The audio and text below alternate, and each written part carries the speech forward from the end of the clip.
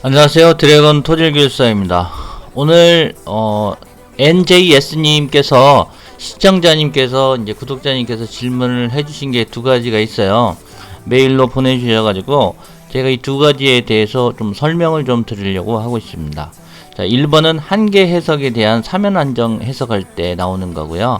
2번은 캠클레이 모델에서 이제 전단하고 암매를 통합한 이론이거든요. 그래서 88회 2교시 2번을 보시면은 이 문제가 나와요. 그래서 그 부분과 함께 풀이하면서 설명을 해드리도록 하겠습니다. 음악은 좀 줄이도록 하고요. 이제 좀 은은하게 들릴 정도로만 하고요. 설명을 시작하도록 하겠습니다. 오늘 일요일인데요. 여러분들께서 좋은 시간 보내고 계실 텐데요. 이 부분은 이제 좀 어려운 부분도 있고요. 그래서 제가 기존에 토지 및 기초 기술사를 공부할 때도 사실 어려웠던 부분은 사실입니다. 그래서 어떤 문헌을 중심으로 해서 좀 설명을 좀 해 드릴 거고요. 이해가 최대한 되실 수 있도록 저도 노력을 하겠습니다. 그래서 영상으로 남겨놓으니 시험 보시는데 좀 참고를 하시고 발전적인 모습으로 서로가 윈윈할 수 있는 그러한 계기가 됐으면 좋겠습니다. 자, 그러면 1번 한계 해석부터 설명을 드리도록 하겠습니다. 리미트 어널리시스인데요. 자, 이제 뭐가 있냐면요. 그 토질 및 기초 기술사 서브노트에 보시면 158번을 보시면 한계 해석이라고 해가지고 정의를 써놓은 게 있습니다. 그래서 용어 정의를 먼저 보시면 한계 해석이란 소성 이론에 근거한 하한계 및 상한계 이론을 이용해서 안정 문제의 한계값과 상한계값을 도출하는 그러한 해석 기법을 말합니다. 약간 어렵죠? 자, 그런데 한계 해석에 대해서 다시 한번 문헌을 보면서 설명을 좀 드릴게요. 시간이 좀 많이 걸릴 수도 있으니까요. 보시면서 필요한 부분만 발췌해서 보시면 또 괜찮겠습니다. 자, 먼저 이 한계 해석이라는 것이 무엇이냐면 첫 번째로 이제 개요가 있습니다. 개요가 있는데 이 부분이 뭐냐면 이제 사면 안정 해석 기법이에요. 사면 안정 해석 기법. 사면 안정 해석 기법인데요. 일단은 이제 이게 이제 결론적인 해석 기법이 있겠고요.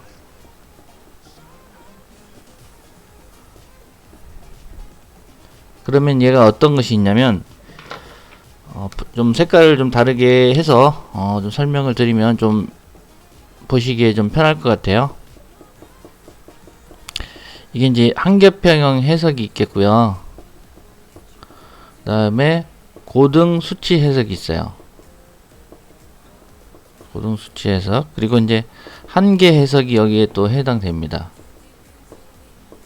그리고 역해석이 또 해당이 되고요.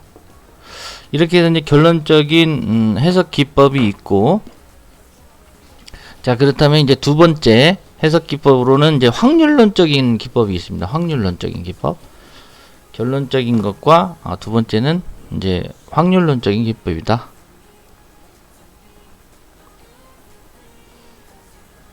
확률론적 해석 기법. NJS님 잘 보고 계시죠?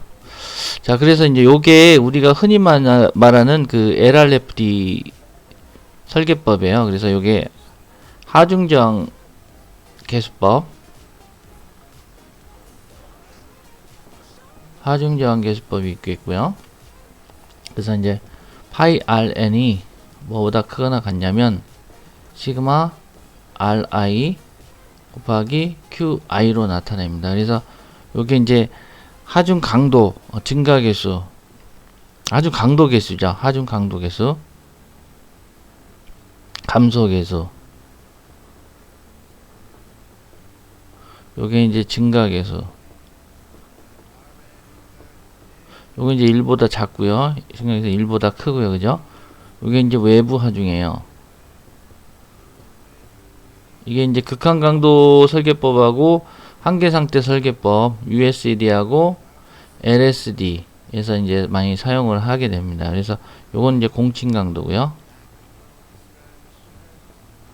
어떤 설계를 함에 있어서 최대한의 맥시멈으로 줄 것이냐, 아니면 어떤 변동적인 그 확률론적인 것에 줄 것이냐에서 이제 이렇게 나눠진다는 거예요. 여기까지는 좀 이해를 하셔야 되고요. 그래서 이제 본격적으로 한계 해석, 거기에서 한계 해석에 대해서 이제 말씀을 드릴게요. 한계 해석이라는 개념이 한계 평형 해석은 이제 변형률을 고려하지 않죠. 고려하지 못하죠. 자, 보세요. 한계 평형 해석은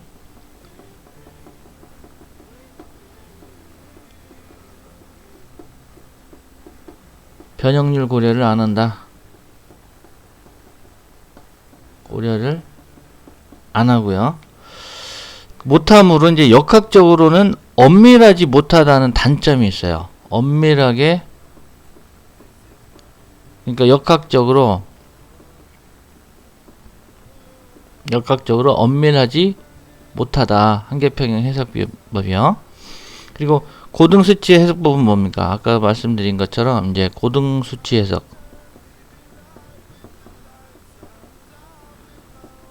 이거는 이제 전체 안전율을 산정하고,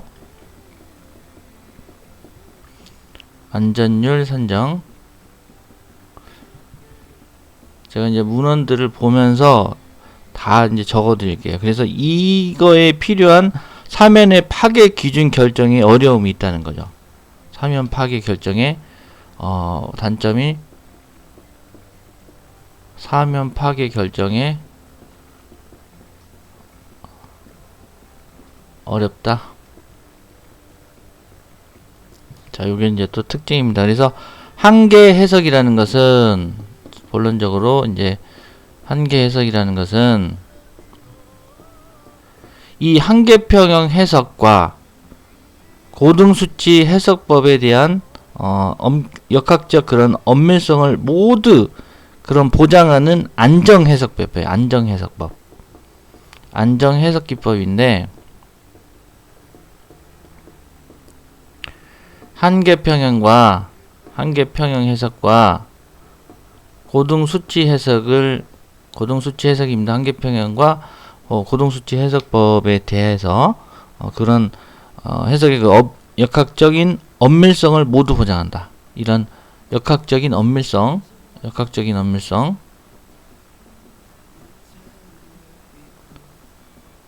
뭐 정밀성, 엄밀성 이런 것을 보장한다. 갖고 있다, 이런 뜻이겠죠. 그래서 여기까지 또 이해해 주셔야 되고요. 가정 조건을 또 말씀드리겠습니다. 가정 조건.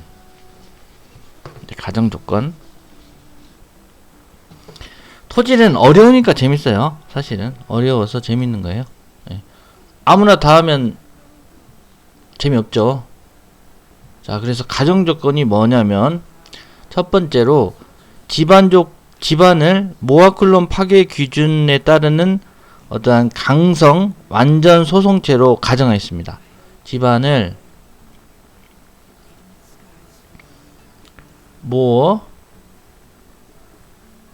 클론 파괴 기준에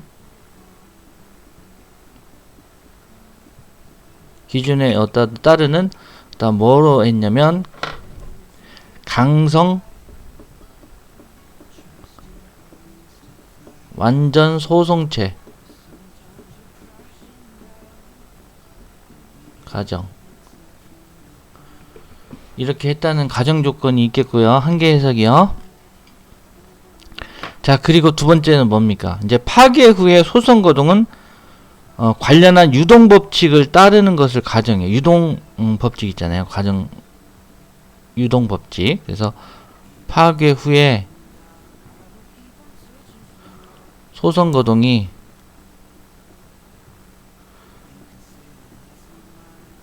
소송이 관련 유동 법칙을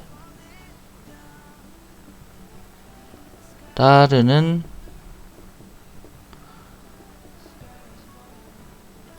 것으로 가정했다. 따르는 것으로 가정함. 유동 법칙을요. 이게 이제 가정 조건이고요. 안정 문제 해 산정 방법에 대해서 이제 말씀드릴게요. 안정, 문제, 해의 산정 방법이다. 자, 이해가 안 될 때는 외우셔야 됩니다. 이해가 안 될 때는 어렵죠. 잘안 고정이 돼야 되는데요. 안정 문제 어떤 해에 대한 산정 방법이 있는데 이게 이제 첫 번째로 경계 정리를 하게 되는데요. 아까도 말씀드린 것 같이 하계 정리가 있고 어떤 상계 정리가 있어요.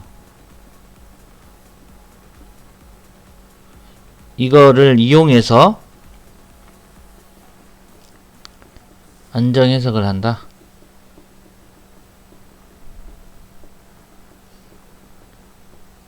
첼시암. 허리가 턴이 좀 잘 안 돼서 제가 좀 이렇게 쓰는데 좀 불편하거든요. 좀 이해를 해 주십시오. 그리고 사면 안정 문제의 해는 파괴화 중 임계 파괴면 그리고 임계 높이 혹은 깊이 안전율 등이 될 수가 있습니다. 사면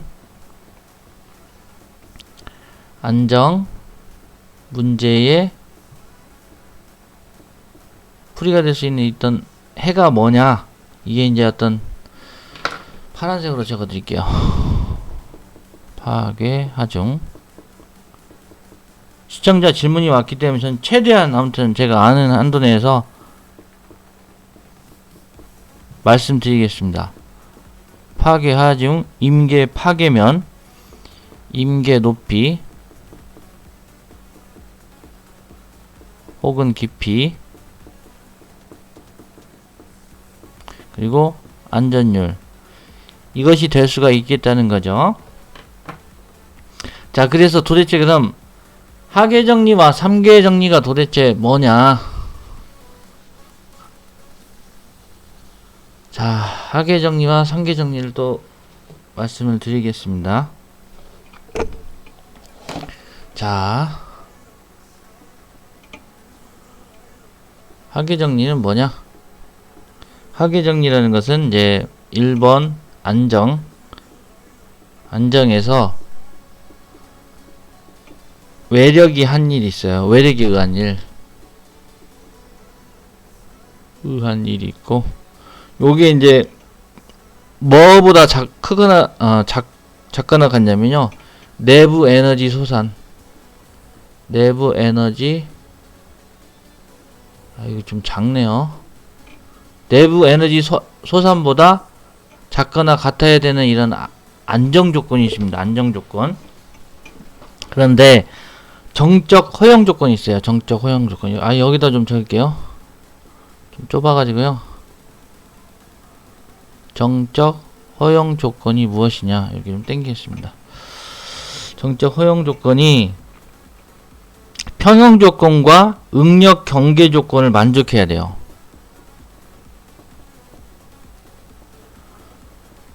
평형 조건과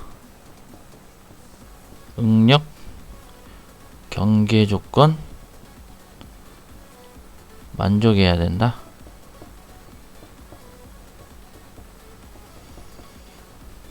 자, 이렇게 정리해 주시고요. 그래서 이제 하계 해석은 뭐냐?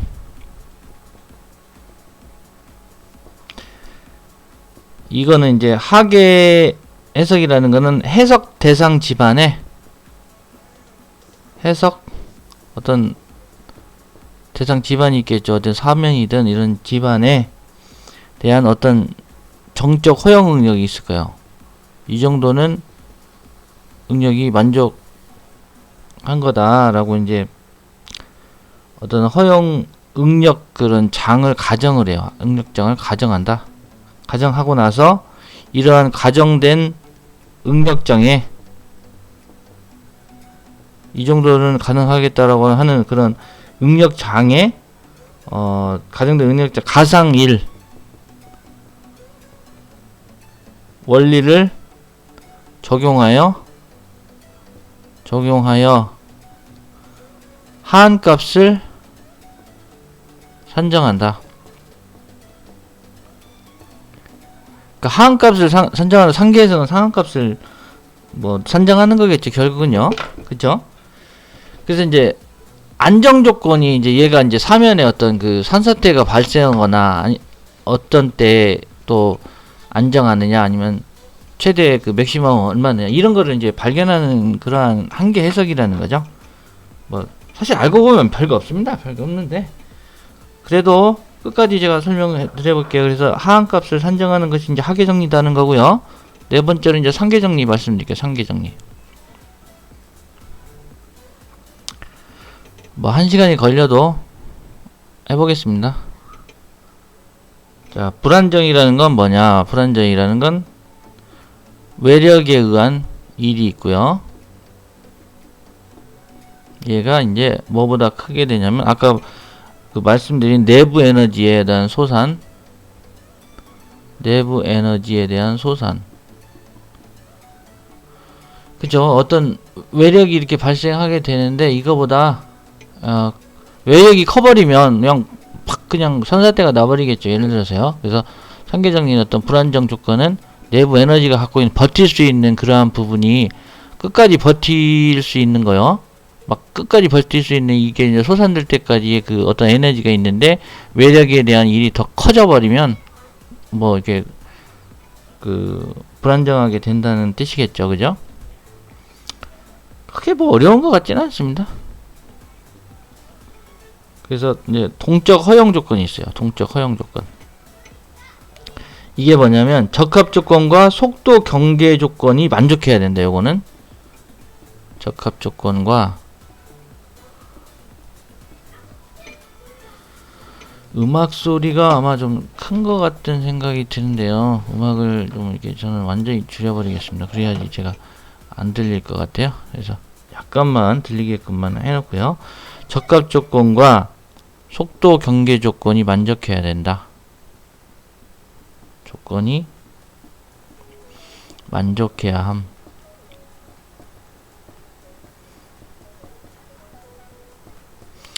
결국 안정값을 찾아내는 거예요. 사실 아셨죠?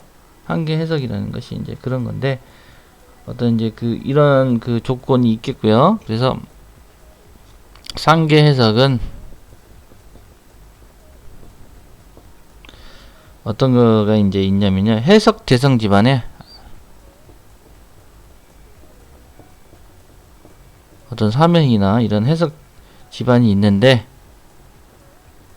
동적, 정적인 게 아니고 이제는 동적입니다. 동적 허용 속도장을 가정하고 가정된 속도장에 가상 1 원리를 적용하여 상한값을 산정하는 거예요. 상한값.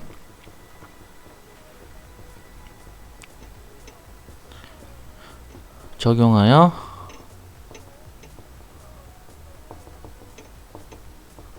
상한값을 산정한다. 이렇게 되는 거죠. 왜 가운데 있는 그 카메라가 또 멈췄습니다. 가운데 있는 카메라가 멈췄기 때문에 이 우측에 있는 카메라 있죠? 요 밑에 있는 카메라 보시면 돼요. 우측에 있는 카메라 이렇게 이제 보시면 되겠고요. 이게 아마 그 약간 문제가 있는 것 같아요. 약간 문제가 있어서 이게 이제 그 위치를 바꿔볼게요. 이제 요거를 얘를 큰 쪽으로 가게 하고요. 얘를 좀 작은 쪽으로 가게 하겠습니다. 자, 이렇게 해서 이렇게 왼쪽으로 말을 잘 안 듣네요. 그죠?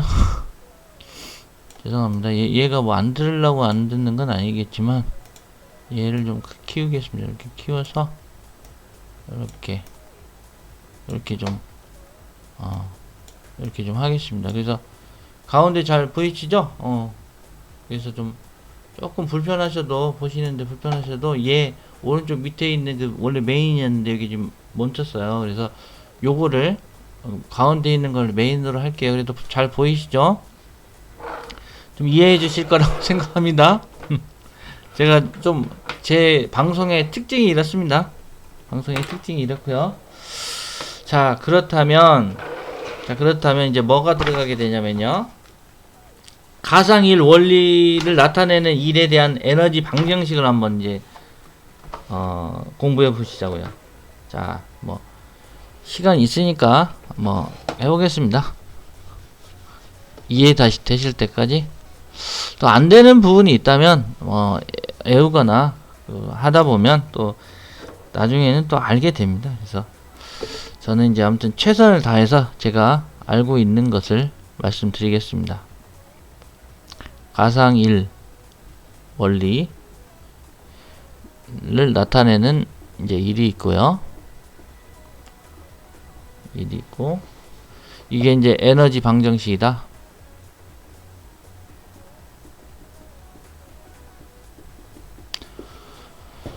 잘 보이시죠? 잘 보이실 거라고 봅니다. 그래서 자, 이렇게 이제 되어 있고요. 여기 이제 안 보이시면 제가 카메라를 조금씩 조정을 할게요. 이제 아무튼 작은 우측에 작은 이제 카메라는 좀 안 움직이네요. 자, 그래서 좌변은 이제 외력이 한 일, 외력일이라고 할게요. 외력이 한 일. 그리고 이제 우변은 이제 어떤 거냐? 내부 에너지 소산량이다. 내부 에너지 소산량. 그래서 이제 뭐 이렇게 인테그랄 나와요. 적분. 여기 좀 당황스러워 하지 마시고요. ti 그다음에 ui da 그러니까 죄송합니다. da 어떤 단면적에 대한 미분이고요.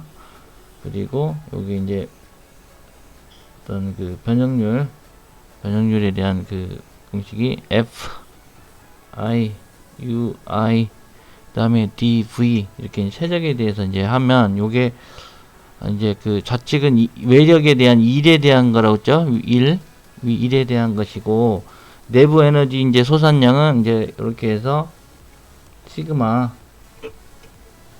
이제 어떤 ij 그다음에 엡실론 ij 그다음에 dv로 아니 v가 아닙니다. 이거 이타 뮤 어떤 뮤를 나타내는 거예요. 그래서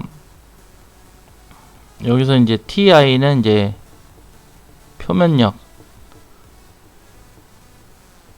표면력이고요. ti 그다음에 fi는 이제 어떤 체력, 어떤 물체가 있다면 어떤 체력, 그다음에 시그마 ij는 이제 응력이고요.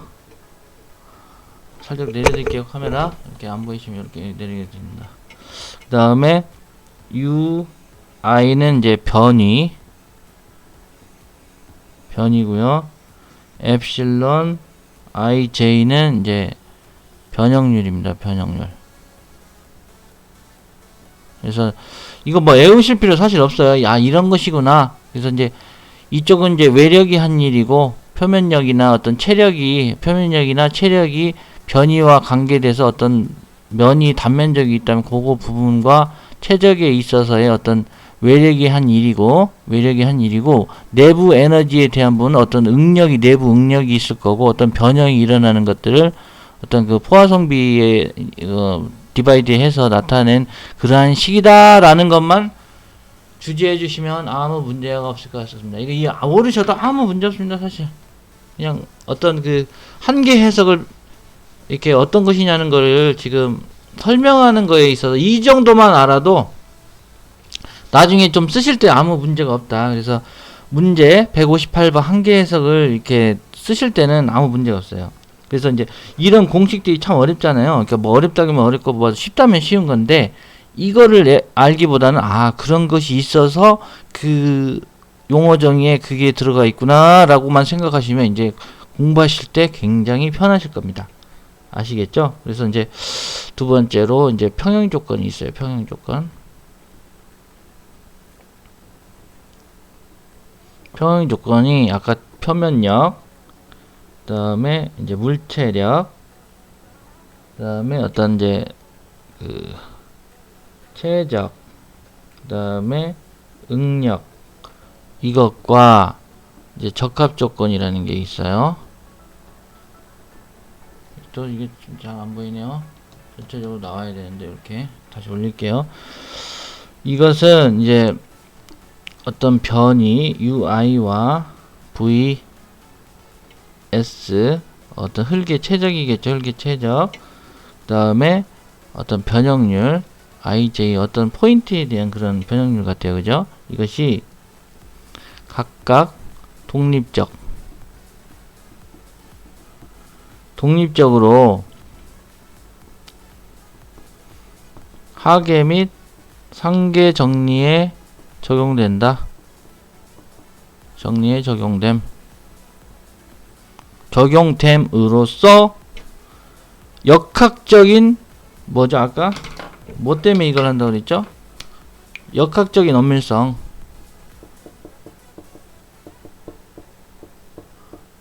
역학적인 엄밀성을 보장한다. 이러한 평형 조건과 적합 조건이 독립적으로 상계와 하계 이런 부분이 하한값과 상한값의 정리에 적용돼서 엄밀하게 보장될 수 있다. 참 현학적이네요, 말이. 그죠? 현학적인데 알고 보면 결국은 사면이 안정하는 그런 한계의 변형률적인 부분을 좀 이렇게 해석하는데 엄밀성을 갖는 것이 좋겠다, 이런 뜻입니다. 그래서 이제 어떤 용도로 쓰이느냐, 활용 용도에 대해서 말씀드릴게요. 허리가 아픕니다. 지금 턴이 안 돼가지고요. 그래서 한계 해석은 이제 역학적으로 엄밀한 해의 범위를 산정함으로써 한계 평형 해석이나 한계 해석이요. 어떤 그런 한계 평형 해석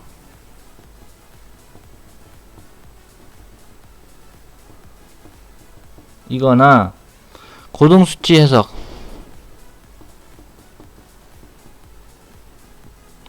어떤 이런 두 개의 이제 안정 결과가 있겠죠. 안정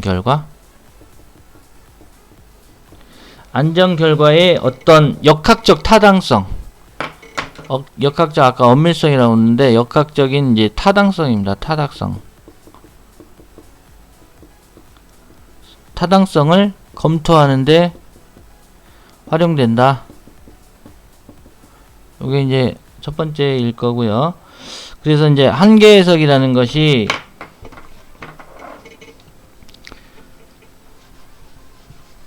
이런 것도 이제 나중에 한계 해석 나오면 써주시면 기가 막히죠. 뭐 거기다가 이제 나중에 실무 적용까지 어떻게 되느냐, 뭐 이렇게. 근데 잘 안 된대요. 이게 잘 안 된다고 이제 나와 있는데 좀 이따 설명드릴게요. 그래서 또한 그 한계 해석을 암전율, 그 다음에 이제 임계 파괴면, 활동 임계 파괴면 있잖아요. 그 다음에 임계 높이, 파괴 하중, 파괴 시 어떤 전단 강도,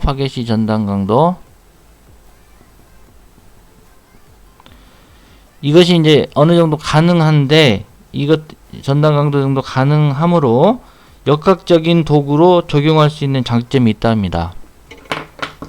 이런 것들이 이제 가능하기 때문에 역학적인 엄밀성이나 타당성 이런 것들이 있고 도구로 적용이 가능하다, 적용할 수 있다는 그런 장점을 가지고 있다. 자, 요 정도면 이제 어느 정도 용도는 말씀을 드렸고요. 근데 이게 이제 실무 적용에 어려움이 있답니다. 실무 적용에 이제 좀 현학적인 부분이 있는 것 같아요. 그죠? 외력을 뭐 하고 내부 에너지 소산을 또 어떻게 뭐 적용해야 되고 그렇기 때문에, 그래서 여섯 번째로 이제 실무 적용이 안 되는 이유가 있대요. 이거 뭐 적용되지도 않는 이런 현학적인 거 뭐 적용이 잘 안 되는 이유. 그래서 이제 이론적인 거 실무적인 것을 같이 겸비하되 이제 실무 적용이 안 되는 이유는 무엇이냐는 걸 알아야 되겠죠. 그래서 한계 해석이라는 그 해석에 필요한 응력장,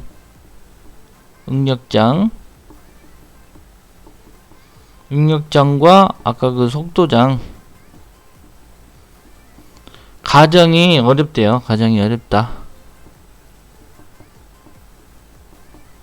아시겠죠? 아유, 글씨가 어떻게 잘 못 써지네요. 허리가 아파요. 죄송해요. 그냥 확인만 하시면 되는 거니까요. 그래서 한계 평형에서 가상 파괴면은 상계 해석에 필요한 속도장으로 볼 수 있다는 거예요.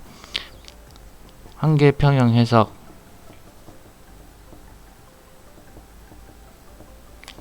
가상 파괴면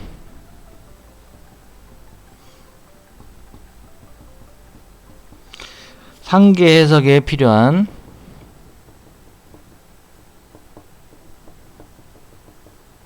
상계 해석에 필요한 어떤 그 속도장으로 볼 수 있다.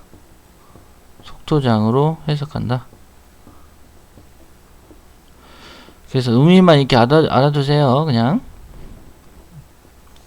이해가 안 되는 부분이 있다면 그냥 넘어가세요. 사면 조건, 세 번째 사면 조건에 필요한 어떤 적절한 그 물리적 의미가 있는데요. 적절한 물리적 의미가 있는데, 의미를 이런 갖는 응력장이 또 있다면 응력장을 가정을 해야 되는데, 이것이 불가능하다. 이 불가능하면 이거 뭐 쓰지도 못하는 거 뭐. 그래서 하계 해석은 거의 이루어지지 않는다. 이루어지지 않았다. 이런 뜻이에요. 하계 해석은 거의 이루어지지 않았다. 이게 이제 실무 적용에 적용이 안 되는 그러한 이유입니다. 그리고 이제 마지막으로 한계 해석 실무 적용성을 높이는 방안에 대해서만 대책 같은 거죠. 대책을 마지막으로 이제 적어 드릴게요. 알려드릴게요. 요 정도만 알아도 이제 한계 해석은 나중에 쓰시기가 뭐 나오면 쓰실 수 있지 않을까 이렇게 생각합니다.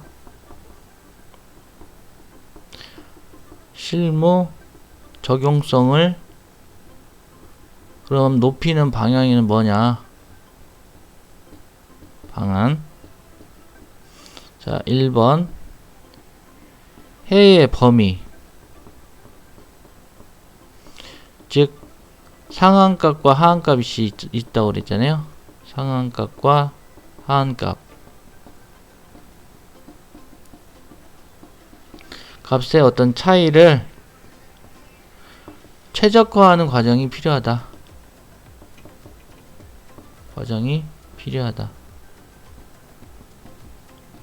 시청자 질문이 들어왔기 때문에 제가 정확하게 다 적어드리는 겁니다.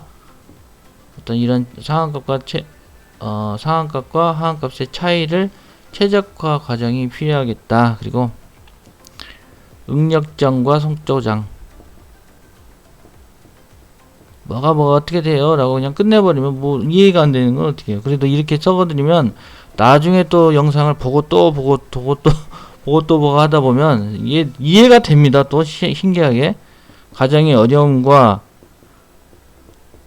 최적화의 문제 해결하기 위해 어떤 이러한 수치 한계 해석 기법이 제한된다. 수치 한계 해석 기법 적용이 이제 제한되었다. 제한됨. 수치 한계 해석법이요.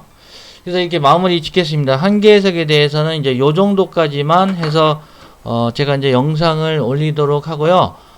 나머지 이제 캠클레이 모델은 이제 요거를 끊고 나서 다시 시작해 드릴게요. 알겠죠? 감사합니다. 지금 요거 잠깐 끝인사 하고요. 요거 멈추겠습니다.